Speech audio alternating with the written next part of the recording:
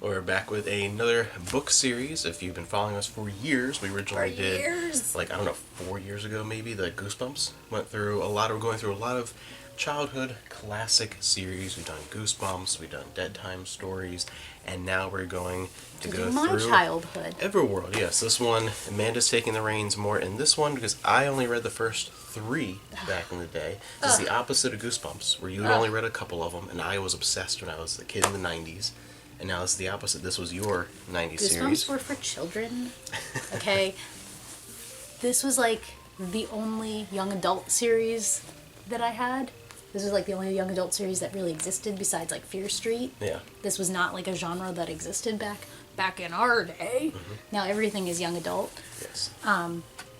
This is by K.A. Applegate, who you might have heard of. Especially before.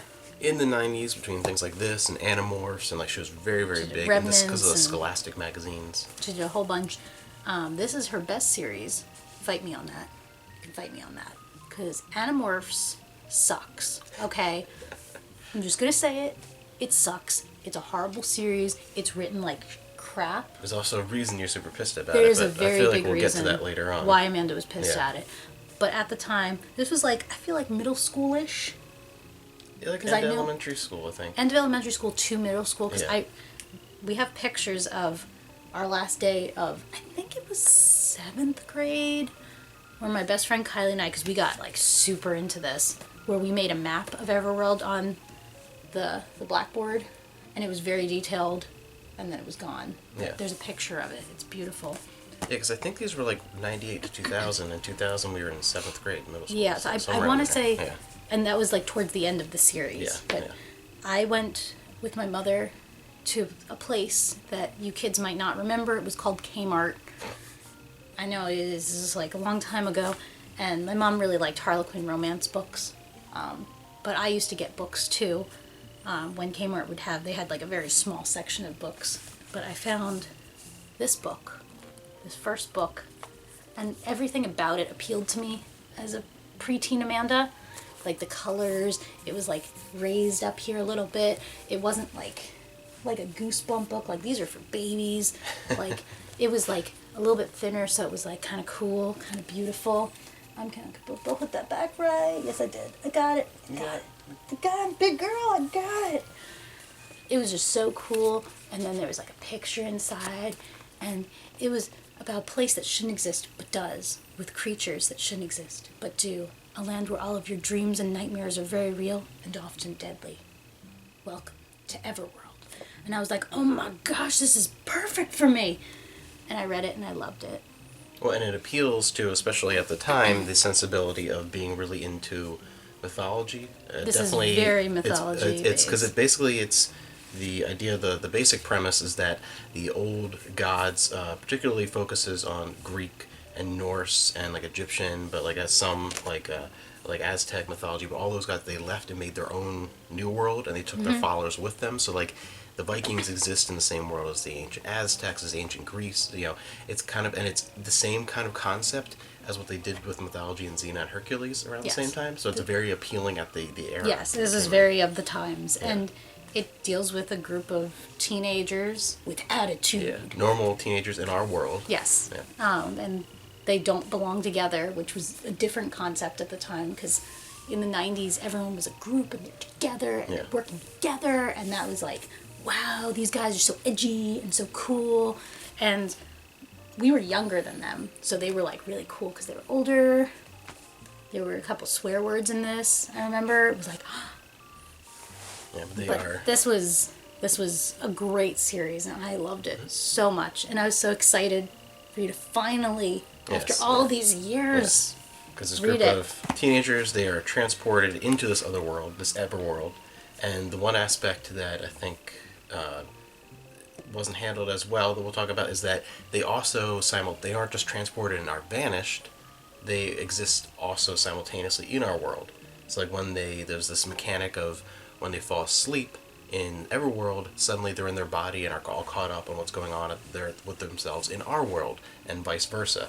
And they, in the beginning at least, it's that they exist in both worlds together at the same time. So it's kind of like two stories going on at the same time, even though the fantasy world is the focus. Yes.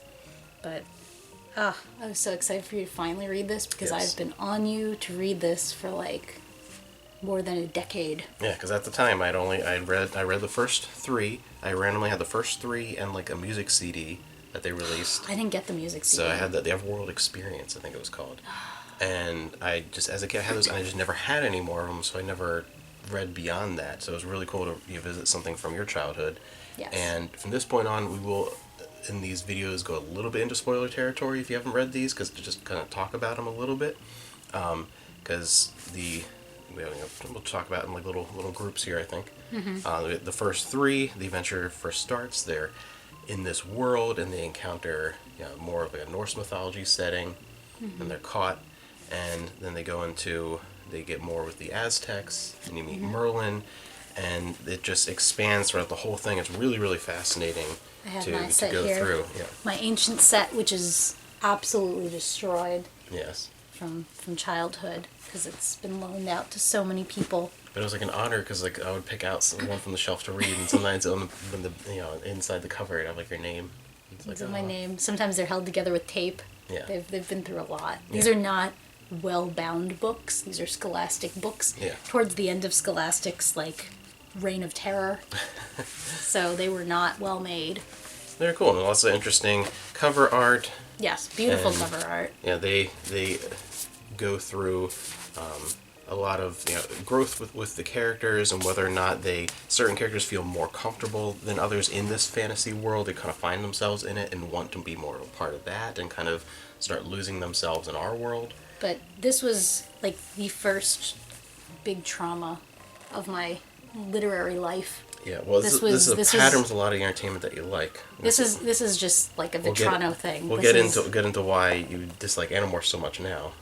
I never liked Animorphs, even Yeah. before that, but But as you go through the series, it builds up, and it's all building up. They're basically journeying from realm to realm and kind of moving from mythology to mythology. There's even a really cool like African mythology, and they're moving through each thing, and it's building up to this conflict with Cottonor, and like basically it becomes science fiction. science fiction. This world is being attacked by a force even greater than these gods. There's like a god eater, and some of them are fighting back. Some of them have already kind of been defeated, and other ones are trying to Make deals with them. Yeah, and form gateways to return to what's our world, where they originally came from. And that's part of the whole thing. Is one of the main characters, Senna, is a witch, and some of them are trying to use her as a gateway between the two worlds. And it's building up into this whole thing. They're moving from mythology to mythology all the way through. I think even like the last book.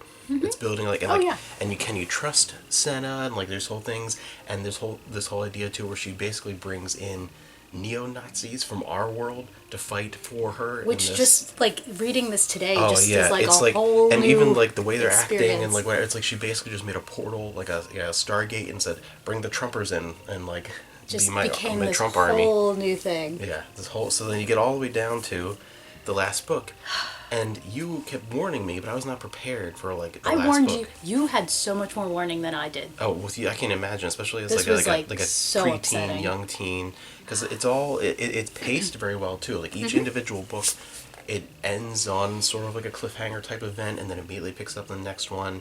And I don't think we mentioned that because of these the one thing it bothered me a little bit reading it. I don't like the style, but I totally get why she was doing it. Oh yeah. It's the perspective changes in every book. Sometimes you are in the mind of the character Chris. Sometimes you're in the mind of April. Sometimes you're in the mind. So it changes. You're in the mind in each book of a different one of the group. And so it's cool because you get to see all the perspectives. But I wasn't the constant shifting perspectives. As a preteen, it's much more interesting. Yeah, I wasn't into. But so I get that whole thing, and it's just all the chapters, and you're like, okay.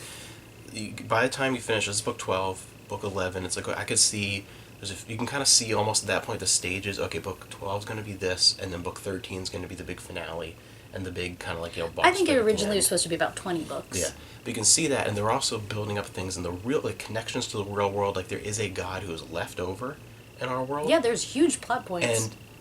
And nothing happens with her. They find her and nothing happens. Like there's always plot points that are just kind of dropped. Because it's all wrapped up in this one just normal sized volume at the end. It's like multiple books worth in one, where you're down to like 15 pages, and they're still building up to the final fight I'm like, wait, but there's not a lot of book left, and it just kind of ends.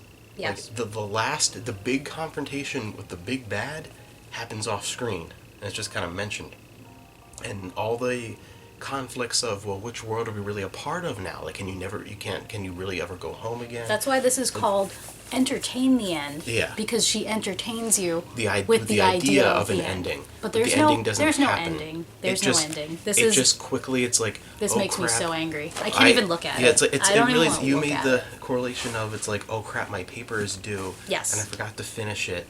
I gotta My mom's rush yelling through. at me. Yeah, I gotta and rush it's through. 10 and just o'clock clap. at night. So like, it's all like a really, like, from the mindset thinking of, oh, if I was reading this when I was like 12, 13, I would have been totally into this, and it's really well crafted. It's well done, especially if you're into mythology, and like, it's a really good. It's if you want to experience something from that era, or This is very dated. or if you are You watching know. and a preteen, even like, or you Oh, have kids, yeah. I think this is a perfect series, 1 through 11, for a kid in that age group. Yes. It's really, really good. Oh, yeah. And then it just like comes to a screeching halt and like hits a flagpole.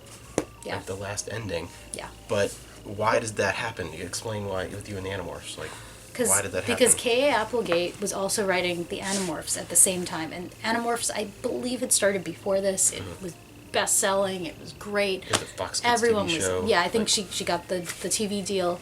And she basically came out... I think it was... I want to say the second to last one she came out. And she said, I don't have time to do both. And honestly, guys, Animorphs is my priority. She basically it's said, making money, yeah. oh, well, I'm going to finish this up. You have one more book. And we were like, oh, how is she going to do this? This is crazy. It's going to be like 500 pages Yeah, long. it's going to be really big. And, like, I pre-ordered it. I was so excited. And then we got this little thing. And she literally, at the very end, like, April says, like, oh, I forgot about this character. Like, because she just, like, it was the most enraging thing. And it was going to prepare me for the rest of my life, where fantasy and sci-fi series did the same thing and other book series did the same thing, but this was the first betrayal of an author. Because you And are like, you are your father's daughter, and both of you have this thing in common where it doesn't matter if it's like a show you like, even if it's like a supplement that your like dad likes to use, right? It's always something that gets discontinued before it's time. That's you were like consistent. You and your Lost World series, all kinds. Yeah, there's a lot of, but this was the first big betrayal, and I really remember this. And my friend Kylie and I were both obsessed with this. The money we won loved out. it, Yeah. and she literally said, "I'm making more money on this. That's my priority." And it was a series that I tried to read. I tried to read Animorphs, and I hated it. I didn't like it. It was very juvenile. It was like the same size as Goosebumps. Like, this was like a pre-teen. Like, this was like the age level that I was, and there were so few books that dealt with like preens and preteens and teens, and like this was like on the reading level of like our age, and there were so few. Like now, there's entire libraries. And the way it was handled too, because they were. I think one thing that it stands out is they were distinctly that sort of middle school age. Like they weren't. Like, well, always, these were high schoolers, but like beginning high school. But like it's like it wasn't like high schoolers that are acting more like college kids. Yeah.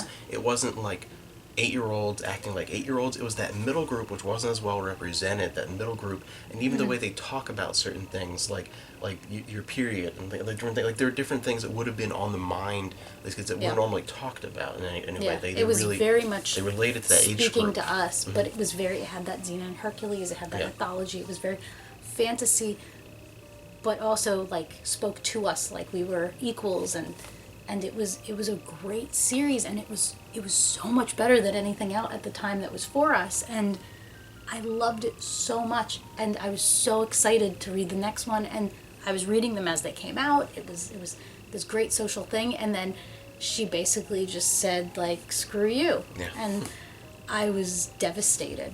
Like it was just devastating for me, and it would set up the rest of my life for disappointments in the literary and screen world. So that is one warning, that it does end It does end very poorly, badly, yes. very abrupt. Yes. But again, I still stand by, like, after you making me read these, like, Well, like and I was 20 years interested after to you see, read them. like, Yeah. am I still going to feel as betrayed? Yeah, because it has been I haven't read them in a long time. over so- 2 decades so since I you was- originally. I've read the occasional Yeah. one, but But- I haven't read the whole series in a To very see, long yeah, time. to be able to so. revisit, and then for me, for the first time, like, it really is still is a great series for that age demographic. It really is. Or if you missed, or if you were, if you were a preteen again or a teenager during this era and you missed out, it's still kind of cool to go back and, like, all the references and everything, and you can kind of imagine for a little bit, like, remember yourself when you're in, like, 7th or 8th grade, and like picture yourself at that age reading these, and like how much you would really enjoy these. I think so. It's a well done series, and it's just sad that that's how it ended. Yes. But anyway, thank you guys for checking it out. And again, we'd love to hear your experience with this series, especially because it's a slightly, I wouldn't say less popular, but it's not like... It is a lot less popular than It's not the Animorphs. Goosebumps and Animorphs level, so like not as many people have read this. So if you do have an experience with these, we'd love to hear it down below. Check out our other videos, and we'll be back eventually with another, kids series from that era. We like doing these, a lot of fun, being able to revisit stuff from our childhood in that way. Thank you for checking it out, and yeah, definitely a series I recommend.